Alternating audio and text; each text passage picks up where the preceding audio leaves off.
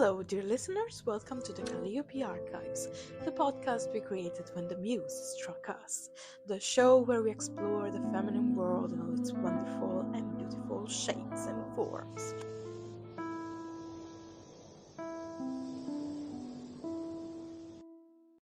Today, we're going to talk about The Substance, the movie The Substance. Let's start by making a premise. A needed premise.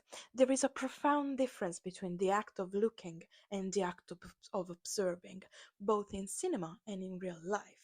What follows is not meant as a moral lesson, nor an allegorical closure, but rather a reminder of how an active gaze can unlock new interpretive layers, shaping possible readings that extend beyond cinematic entertainment into lived experience. A passive look limits a film to mere diversion, perhaps accompanied by the usual hollow moralizing.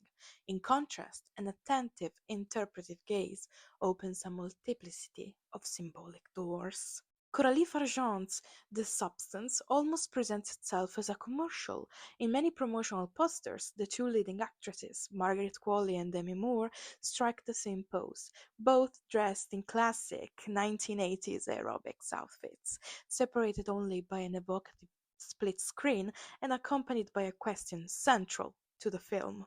Have you ever dreamt of a better version of yourself?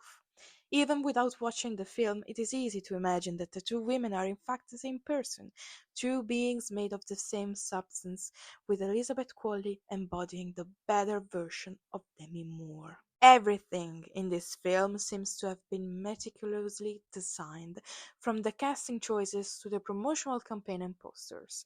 Two egg yolks emerging from the same shell, two women mirrored as reflection of the same self, a close-up of Demi Moore's two pupils in a single eyeball.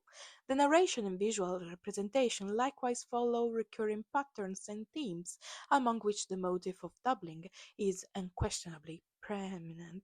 The return of Demi Moore after years of relative absence is also far from coincidental, as she perfectly embodies the trajectory of her character.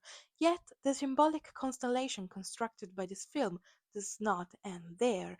Consider, for instance, the curious astrological connection between the two leading actresses.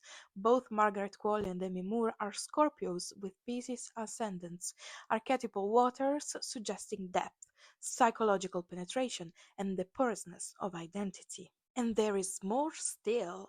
Demi Moore's birthday falls on November the 11th, a striking doubling of the number one, traditionally associated with passage, thresholds, and initiation.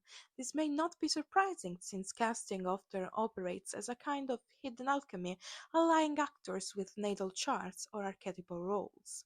One is reminded of what certain astrologers, for instance in the essay on TIM's symbolic communication referenced in Il Nadir, suggests about celebrities being deliberately chosen as icons attuned to numerological and zodiacal correspondences. Each other densely symbolic elements then might go unnoticed by viewers who pay closer attention to the narrative than to the film aesthetics. Let's take a look at them. Let's start by talking about chromatic semiotics. As a matter of fact, the characters are tethered to color in highly different codified ways. The egg, universally regarded as a symbol associated with the feminine, contains within its yolk, protected by the shell, the very concept of origin and transformative potential. In the film The Substance, this archetype is evoked in the opening sequence, a yolk into which a mysterious substance is being injected. The image is not limited to an aesthetic value, rather it serves as a statement of intent. The egg becomes an emblem of birth, regeneration, and the possibility of a new identity made tangible by the transformation triggered by the substance. In the myth of Eurynome, the goddess of the Pelasgian tradition, there is a strong thematic and symbolic analogy with the dynamics of the film and with Sue. Eurynome is born naked from the primordial chaos and, dancing upon the waters, separates the sky from the sea. During her dance, she grasps the north wind, which, wrapped between her hands, transforms into the cosmic serpent. Ophion. The union between Uranome and Ophion leads to the laying of the cosmic egg, which is called 7 times by the serpent. From that egg, the world is born. In the movie, much of these myths resonates implicitly. The dance, the number 7, which reappears as the obligatory cycle of exchange between Elizabeth and Sue every 7 days, and the nakedness of Sue as she emerges for the first time from Elizabeth's body. Sue, like Euronome, represents a new birth and generation of a perfect double, but also the division and conflict between identities. The chromatic choices in the film reinforce this symbolic interpretation. Elizabeth often wears a yellow coat, a color that recalls the yolk and thus the concept of origin, identity, and potential. The same color takes on more urban overtones, becoming a messenger of warning and caution, thus steering a constant state of alertness both in the protagonist and in the viewer. From the very beginning, Sue defines her identity by modeling herself after a lifeless object, a mannequin. She then chooses a distinctive color that will represent her throughout most of the film.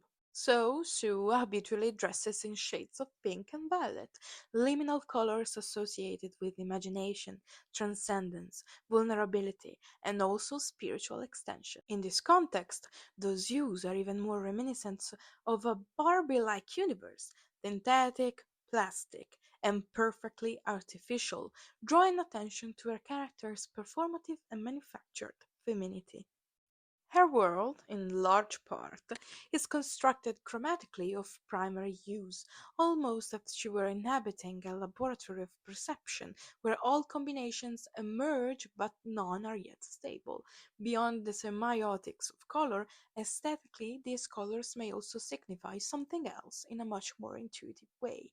Elizabeth, the Matrix, wears primary colors such as yellow, red, and blue. Sue, by contrast, wears secondary colors or desaturated and combined versions of the same colors that Elizabeth wears. It is also worth noting the subtly recurring presence of the red car in the film, which serves as a visual motif with significant and symbolic interpretations.